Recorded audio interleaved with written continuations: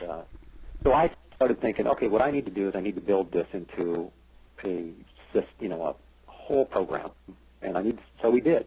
There was a diploma for guitar studies, and then you could get a diploma in rock guitar performance, and even at one point there was students at UWM could come in and take credit for college, which was really weird because I never went to college, and I'm teaching people for college. I don't know how that slipped by the system, but I guess being published, and I mean, at the conservatory, they're saying, well, how do we know that you know this stuff since you haven't formally trained? And I'd say, well, why don't you go through the books? Obviously I know more than what's in there, Right. So I guess that was good enough for them. But anyway, my point is I was building this this whole program there. And then I enlisted student teachers, to start teaching, and I started to, I created this curriculum, based around the books and everything. And I had this idea. I thought, hey, this will be great. I'll do all this extra work this first semester. Okay, I'll create the curriculum, and after that, I won't have to do any more work. I'll just hand out the same stuff. There's only one problem. Yeah. When the second semester came and I handed out the same stuff, I was so bored within about 15 minutes I couldn't take it. So then I'm turning all the classes over to other people and backing out step by step by step. And I finally cut ties in, I think, 93 at the conservatory, and ended up moving and lived in New York for a while, and California, and that was some good experience that it kind of broke the mold. I grew up in a suburb in the Midwest, and everything is so safe, relatively speaking, safe, and I don't know, in some respects it always struck me as unreal. Sure. How the suburbs, they don't seem like it. Everything is a kind of like a created facade, in the suburbs. And living in Manhattan, it kind of tore the edge off that and shows you life a little closer to the edge.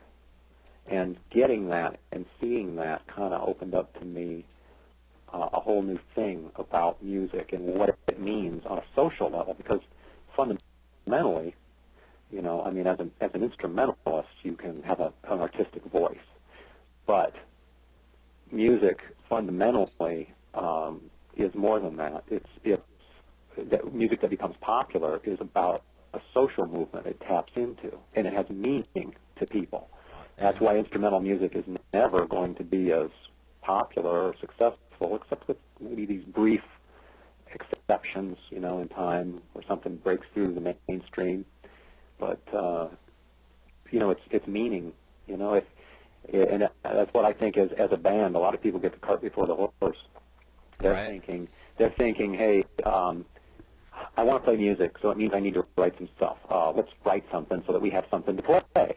And it's like, well, that's not a really good reason. That the people that really succeed generally the best are those that actually have something to say and something to offer, and there's a message, or at least a point of view, that they present in their music.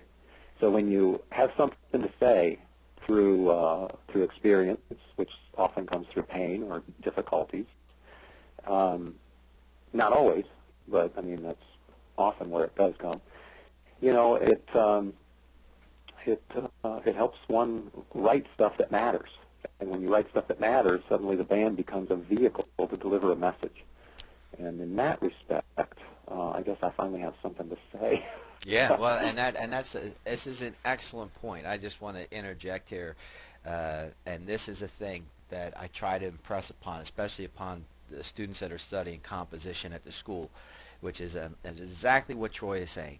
Unless you have something to say of relevance, and it just doesn't have to be, earth-shattering, but if you don't have, at least, as Troy says, a point of view, something to stand on, you're going to write boy meets girl, that kind of thing, and your lyrics will not be substantive, and the band will lack a certain amount of soul behind it. And that's not to say that, there's plenty of success built on, not a lot of substance if you get down to it in some styles, not so much in, rock has always been something that is more of a cross current to culture, whereas popular music is kind of a different thing, and there's crossover there. I'm kind of painting really broad brush strokes here, but and I think the reason I like to say point of view too is because sometimes it doesn't take you don't have to be a great poet or even a great thinker to write really good, relevant, although it helps if you are, but if you at least have an angle that is an interesting or different perspective on something, that might be enough, and we can probably get to this later, but what I think really makes good music, what in my view accomplishes that is something I'd like to talk about. Sure. What were you doing in New York at the time? Well, I had done a CD with my wife at the time. She was a singer, and we had created the songwriting book, which was basically conceived as a vehicle to help launch the music. Mm-hmm. So we did the music, and we put it together and launched it, and then we wrote a book around it. And, that book basically, just to sideline it, to talk about that for a second, sure. That book really, it's out of print now, although the publisher did give me permission to put it together as a PDF, and so it is sold from my website as a PDF. But I mean, it's, just for those few crazy people that still want it. Right. And but, Troy is speaking about how to write killer metal songs, which right. was available briefly through Hal Leonard. Yeah, it was really misnamed, I guess. It wasn't really metal. I mean, it was really how to write, rock songs. Although, you see, the terminology changes over time, because what was metal in the late 80s and early 90s is no longer metal, That's right. Things change, and the edge, the bleeding edge changes, and then what used to be really, shocking stuff is no longer shocking, you know what I mean? And, it used to be, in the 80s, any music that had a pretty fierce, distorted guitar tone was metal, just Absolutely. because of that. Absolutely. And now it's like, well, that doesn't mean anything, you can drop any tone you can drop that into hip-hop, for God's sakes, So it's funny that the containers that we use to label things change. And but anyway, that book, what it really did was it tried to convey to people, and I think it did this effectively, principles to apply, how to break a song apart, look at it as a form, and how to think about putting the different approaches to putting those bits of the form together, and how to find what works for you into doing it.